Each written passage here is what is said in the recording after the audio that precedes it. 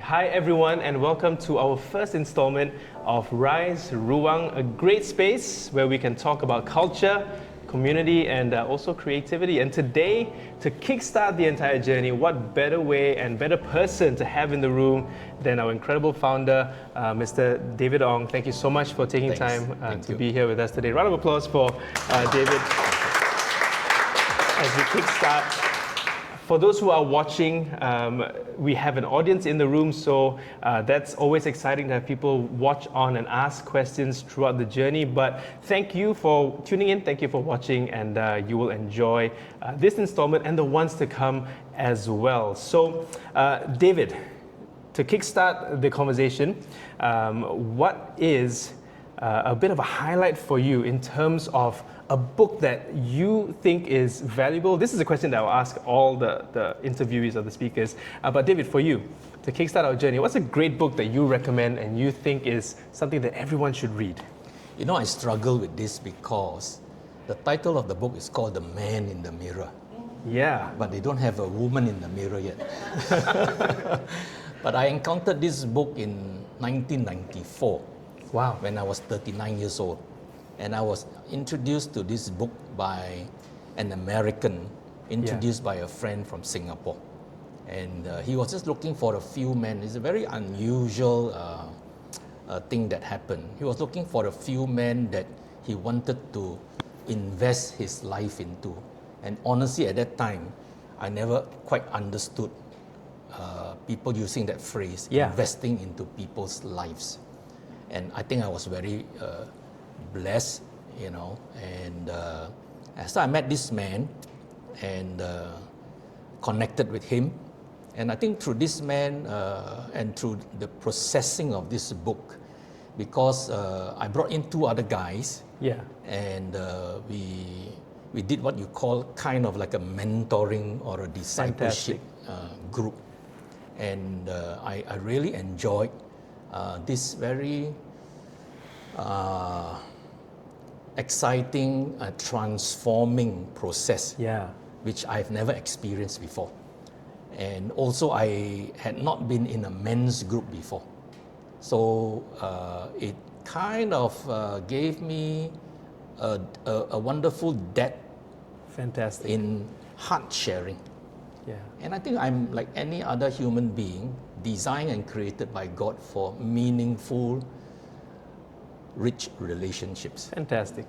And so this book impacted me. On top of it, I was 39 years old and I considered myself half-time. Yes. If I live up to 80, then that's about half-time. And there were many questions going through my mind. Like why I do what I do, why am I so busy, and blah, blah, blah. And so this book talked about 24 issues relating to men. Wow. And I'm definitely a man.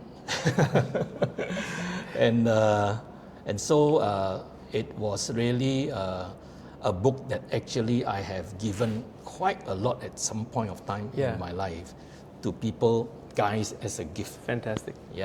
And also use this to process through with a few, quite a number of groups. I can't even count over the last 30 years. Wow. You know, mentoring men and helping them. Like, for example, just one of the chapters, it is called The Rat Race.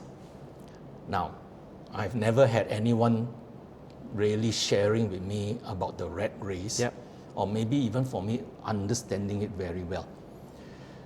But one of the great benefits I got from just learning this chapter, it helped me not to be involved or be engaged in the rat race, meaning that I was saved a lot from being involved deeply in the comparison game and the competitive game. Now I wish you all would just capture these two words, because these two words can be very cruel.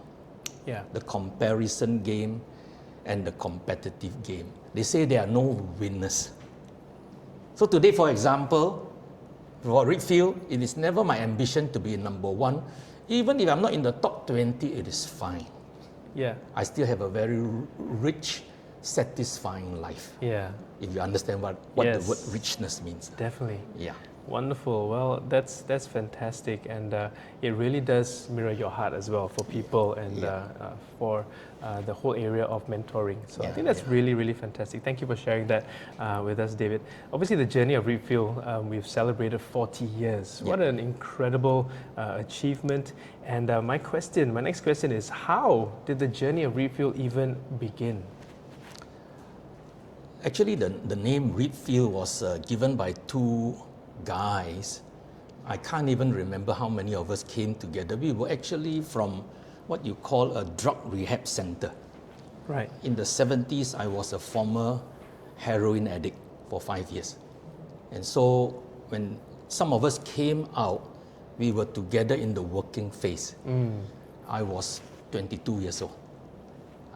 And so we were gung-ho, we were into the working world, Yeah. we wanted to do business, and the drug rehab we came from was a Christian-based drug rehab. And so the Bible was something we were all familiar with.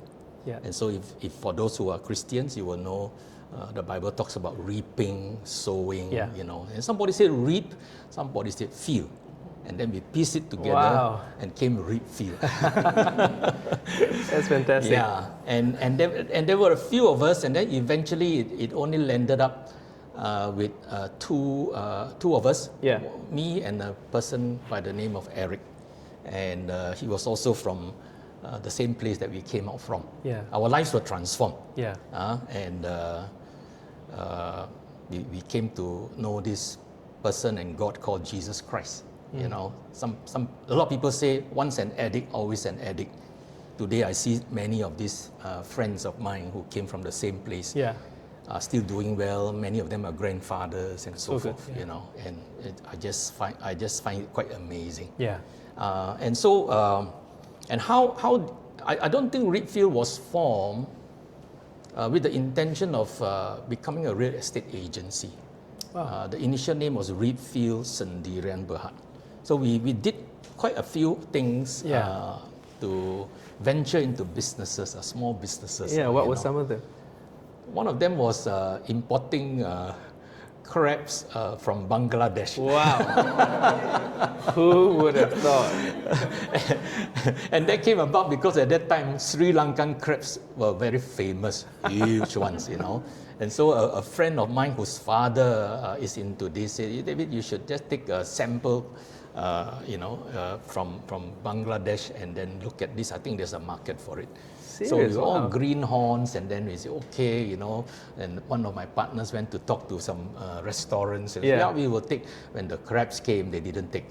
Oh, you know? my. And you know, crabs are perishable goods. Yes. After a while, you see them foaming, right? You know. And we were really greenhorns, you know. But just that kind of a spirit, you know. Yeah. Let's do it, you know. Yeah. And fail forward. Yeah. You know, as they said, those days I didn't know how to say fail forward. Fail means ayo. Very painful as well. Wow. But we dared to try. Yeah. Because there was nothing to lose, Yes. right? And for me, I don't have any degree. I Yeah. didn't even pass my Form 5. And so I felt I was skewed towards doing business. Wow. Yeah. Importing crabs from Bangladesh. That's Yeah. that's And something then else. Yeah. let me add in Yes. how it went to real estate. Yeah, please. Was because my late parents' home in Jalan Limau Manis, Bukit Bandar Raya. The neighbor migrated to Singapore, Yeah. Dr. Lim, and she called back to my mom and said, Mrs. Ong, do you know of any estate agents to dispose of my house? I've decided to stay in Singapore. Yeah. I just want to sell it. Yes. So my mom asked me, you know any agents? I say, well, at least I'm in a church, you know, or you know, where there are people of Yes. different professions and so forth. And I say, I think I know of one or two of them. Right. So I told them about the sale of this house, and at that time there was no act governing the industry, 1984. And so these two friends of mine, Christy and John, they said, sure, you know, we will look for a buyer, And once the deal is concluded, you just collect the fee or the commission from the seller. And really, I didn't even know what they're saying, Yeah. So now I look back, of course, the referral business, Yes. So when the deal was done for 155,000, I got a check for 3,001 for close to doing nothing. I just say introduce only, Then of course it caught my attention, because from young, not very hardworking and lazy, I want to do things that don't require a lot of work. No, I'm joking. I'm not promoting laziness. Disclaimer. But that caught my attention Yeah. and my interest, and I decided to learn from them. Yes. I never joined a real estate agency in my life except Yes. for a partnership I went into. But I learned from some of the best gurus from Fantastic. Singapore. Yeah, that was how I got into real estate.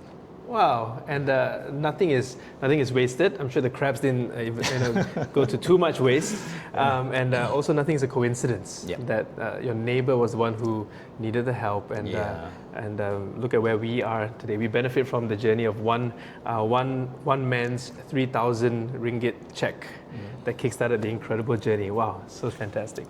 And so it's been 40 years. I'm sure there have been many ups and also many downs. So what were some obstacles that you encountered or you have encountered along the way? I think the first encounter I had was in the early days in 84, 85, where we rented an office space in SS2/24 above a two-story shop lot, and I think about 500 square feet office space, and paying about 500 ringgit and employing a receptionist. Yeah. And trying to do real estate, no training, we just do. And so a recession came in 85, 85, 86, 87.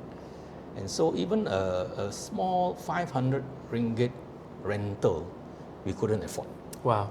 And so I was living in a rented home in Kelana Jaya, SS5A/16, I still remember. And so I told my partner, I said, why don't you look for a job and as a real estate agent, and I will buy over your share of Reapfield, and I'll go back to my rented home to double up as an office and still continue to do real estate. Yeah. And so I continue to trust God. Yeah. My foundation is definitely God. Yes.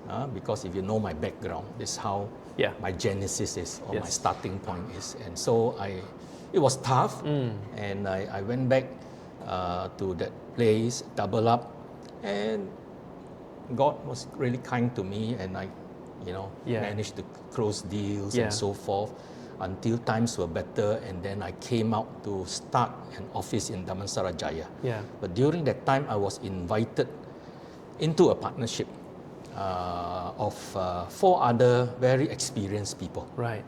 It was called PTL Realty.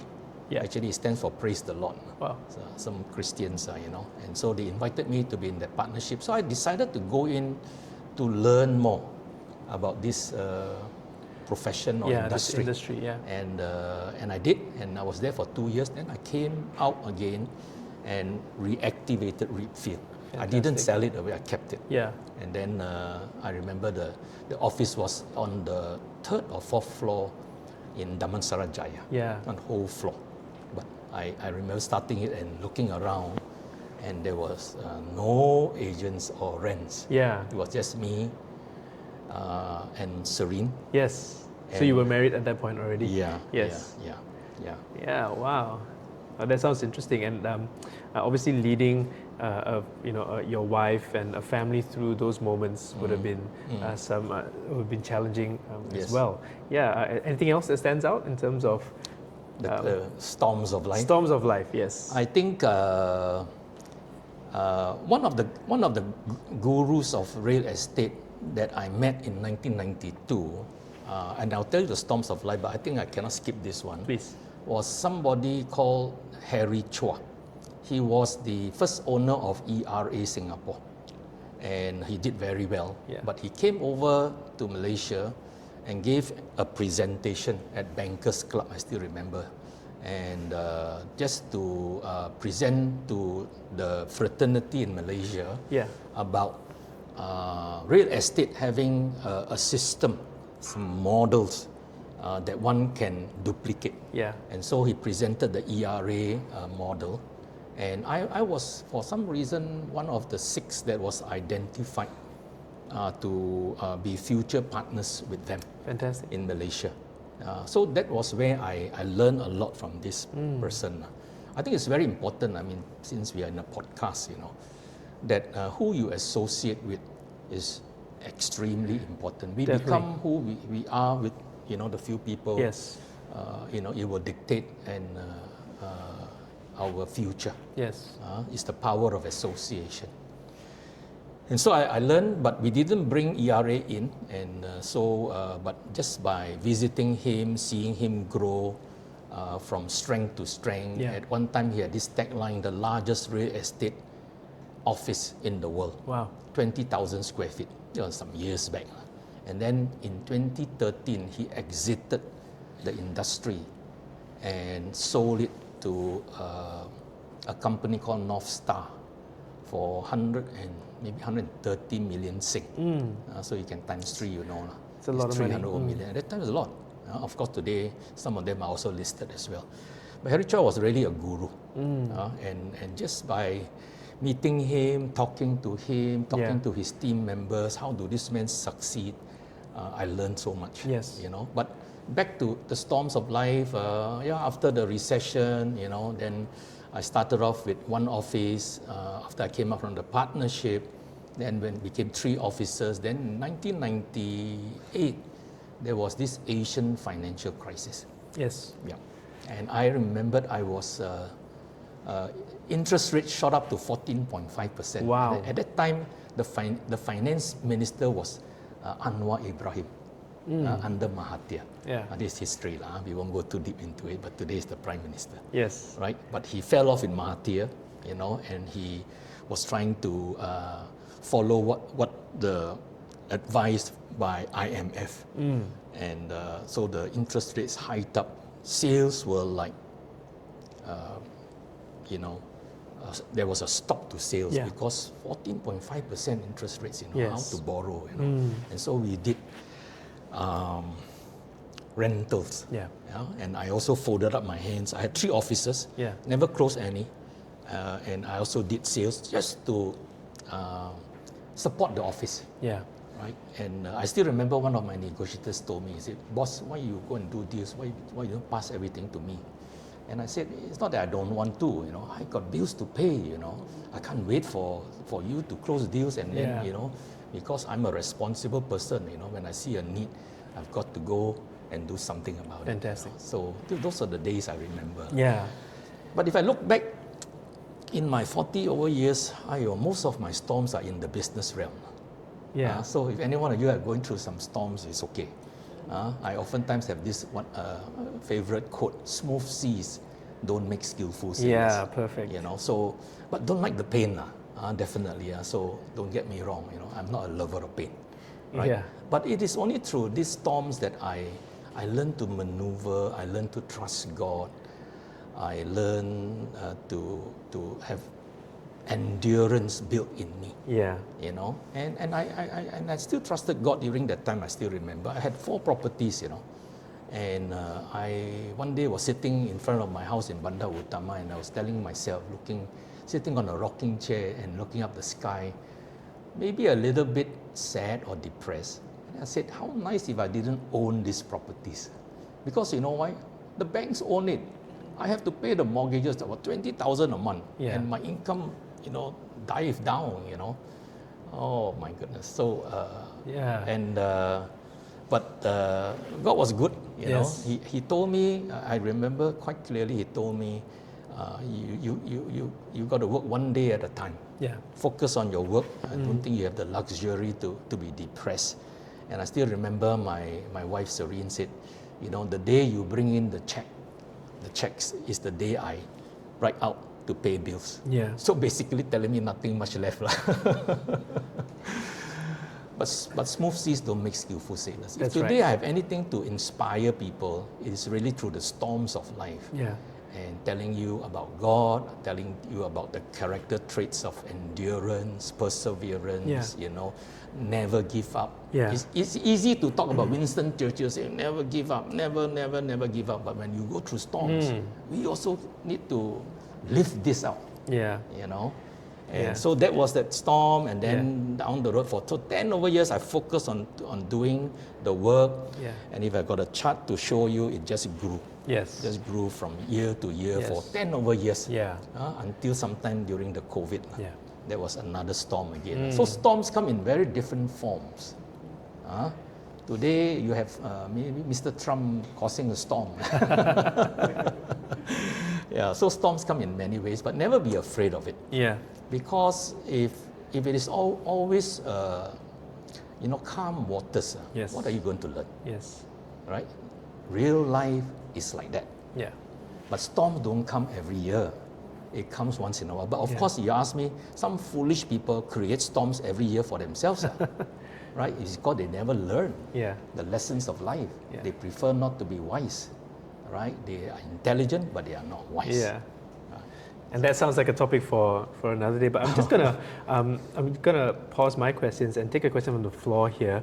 And this is, tell us your secret to a happy, healthy life. And what is your advice for those listening in? The secret to a happy life. Healthy life. Reapfield I think we still have maybe on the wall somewhere. Yeah. At one time we used to have this is our value statement. Yes. In God we trust, in family we cherish, and in business we excel. I believe personally for me, and since you asked the question, I have to share from my heart. Yes, please. A healthy and happy life. Yes, that's right. I think first and foremost in finding God in my life, it has made a tremendous difference. Yeah. And opened my eyes to see many things. Yes. What are success that truly matters, and what are success that don't matter. Yeah. So that, I think itself has made me pretty happy. Yeah. And healthy as well. Yes. So I'm not too sure your word healthy, is it in the physical or is it in the emotional, but overall I guess. Yeah, well you're celebrating your 70th birthday this year, at the end of this year. Don't tell them my age. Oh, so sorry. Slipped already. It's a celebration. 70 years of an incredible life. So I think health really does constitute that. Yeah. But as you spoke about God and spirituality, I was listening to a podcast just this morning about self-awareness and the need for self-awareness and the role that spirituality actually plays in being self-aware. And the speaker was actually saying that when you are not spiritually aware, and that just means you sort of close off that element of your being, it's hard to delve into being self-aware, right? Because it does really stem from those points. Yeah. And I think healthy and happy inside has to do with recognizing that the God that I believe in has designed me in such a way that there is a very deep longing in my heart that only He can fulfill. Fantastic. And so if I find Him that only He can fulfill, then I'm a very fulfilled person. Yes. Very happy person. That's fantastic. Okay, I'm going to take another question, which ties into a question that I had as well, and it's on the topic of culture. What this conversation centers around. What's a culture that you sought to see established when you stepped into establishing Reapfield as a real estate agency, as a company 40 years ago? I think definitely a family atmosphere is very essential. Yeah. I believe I can say that I am a very relational person. Given time, I can be very relational. Yeah. Of course, I understand looking at the crowd here, I cannot be a good friend to everybody because time is a limited commodity. Yes. Right? So same like you also, you also have your time constraints, But I wish if we have all the time in the world, I love to know one another. I enjoy people. Yes. So I think family atmosphere is so important. Yeah. and that caring culture. You know, again, you know, I'm designed by God to want to care for people. I love people to care for me. Yeah. I like people to love me. I'm made for that. Yeah. And I have no apologies. I'm not ashamed to, you know, men oftentimes don't like to say love, you know, like not so masculine. I don't think so. In the church I come from, they say real men cry. I agree. Real men cry, you know. So I think that's very important, because I remember one time a very top negotiator left Reapfield, you know, actually related to me later on. But she told me this, you know, David, the very top negotiators, it can be a very lonely journey. And I resonate with her. I agree with her. And we should never try our level best to journey alone. You never grow in isolation. Yeah. Don't do that. You know, we are made for community.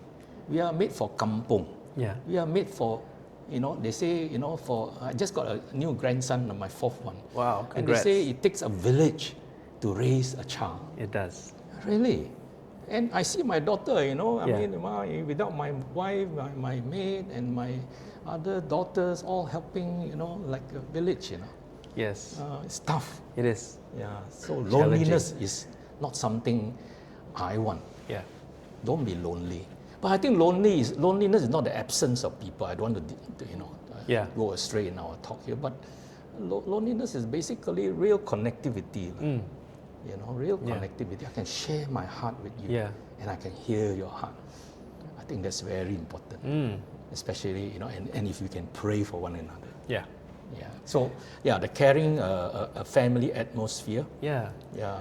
And that's fantastic, and that's something that we, you know, definitely want to see a lot more of, you know, as we build what we're doing here. But David, you have played an essential role in establishing that, and everyone who has had a conversation with David, you always leave feeling very warm, very welcome, and it really does stem from the heart that you have. So thank you so much for that.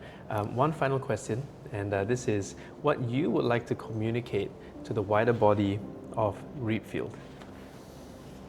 I think as I thought about that question, you know, what can I say to the wider audience, you know? I think for my life personally, what has really made a fantastic difference is to have a mentor, a discipler, or coaches in my life. I cannot tell you I have a lot of coaches, you know, but if I have to live life again, you know, Gary Keller, the founder of Keller Williams, has many coaches, whether it's the gym, whether it's his emotional life or his spiritual life, he has coaches. Again, you know, we need to be wise people, not clever people. Yeah. You know, wise people know how to live life successfully and understand a lot of things. I think in the workplace, you need to have a coach. Keller Williams promotes this through MAPS coaching, right? I've not dived deep into it, but I understand because I have had life coaches or life mentors, and they have two that stands out, but they have made a tremendous difference in my life. There are many things I can tell you apart from coaches, but I was just thinking, you know, if I have to just leave something behind, don't journey alone. Remember again, you never grow in isolation. You need sparring partners. You need a mirror. You need a sounding board. You need somebody who is the right coach and the right mentor that does it with his heart. I think it's very hard to find, but not impossible. So don't let me leave you with some negative statement. Not impossible. If you want to search for it, you will find. But it will make a whole difference it will make a whole difference in your life if you find a good coach who will hold you accountable lovingly. Who will tell you things you don't like to hear, and who will bring correction to your life and bring about transformation that will make you much more successful. Tell me, in any field, all the best players in the world have coaches. No one can say, I don't have a coach, Yeah. I'm just so gifted. Nonsense. It is a lot to do with discipline.